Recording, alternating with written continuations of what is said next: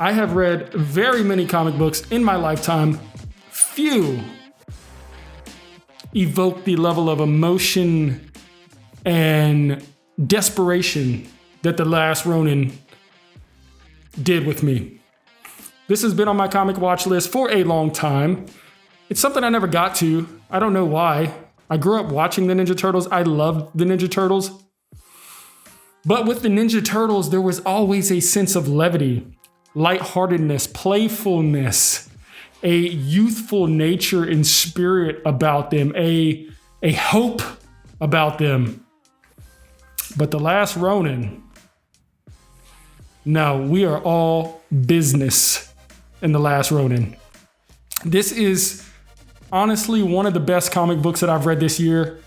It didn't come out this year. It's been out for a while.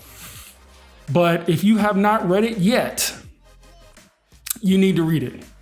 And I'm going to give you the cold open on why you should read it. And it can all be summed up in the first issue of the series.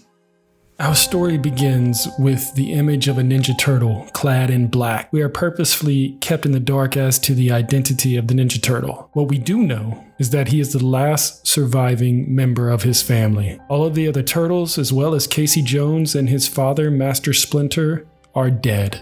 In their deaths, the last remaining member of their family has sworn an oath to avenge his family and restore its honor. We cut to a picture of a dystopian New York City surrounded by a moat of toxic sludge and security walls covered in Constantino wire. The Foot Clan now hold dominion over the city, and they do the bidding of their master, Shredder's grandson, Hiroto. Hiroto is responsible for the death of the Turtle family, and so he is the main target of The Last Ronin. The objective is simple: a one-way trip to the heart of the city, where the turtle will take his revenge in the head of Hiroto. As our hero makes his way into the city, the closer he gets to Hiroto, the more dense the resistance becomes. But he is determined. He finally makes it to the centralized building that Hiroto is holed up in, only to be mortally wounded and tossed out of a 50-story building. Hitting the ground, the turtle understands that he has failed his mission. He finds the nearest manhole cover and retreats to the sewers, the place where him and his brothers were born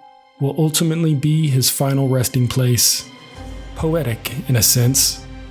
Sensing that he is on death's doorstep, he begins to lay out all the weapons of his brothers in a book of his father's teachings. He ceremoniously places their bandanas over them. It's over. And he is going to end this on his terms by committing seppuku, a ritualistic form of suicide used by disgraced samurai. Luckily for us, the readers, the amount of blood loss he has already suffered causes him to pass out before he can make the ultimate cut. When he awakens, he is hooked up to a web of IV lines and monitors. As his eyesight begins to focus, he sees a battle-scarred April O'Neil standing over him and gently refers to him as Michelangelo. Out of all the turtles, I would not have pegged Michelangelo to be the sole surviving turtle. I wouldn't. Donnie, yeah. Leo, for sure. Raph, you can kind of say he'd be the first one to run into a hell of bullet and gunfire. So that's understandable. But Mikey, the last one remaining, man, that was a tough pill to swallow. Listen, check out this comic book. Hey, if you've read previous Ninja Turtles comic books, drop it in the comments. Let me know how they are, because after this comic book, it has inspired me. I may go back and check those comic books out. Thanks for tuning in. Hit that like and subscribe button. That is all my time, and I will see you on the other side.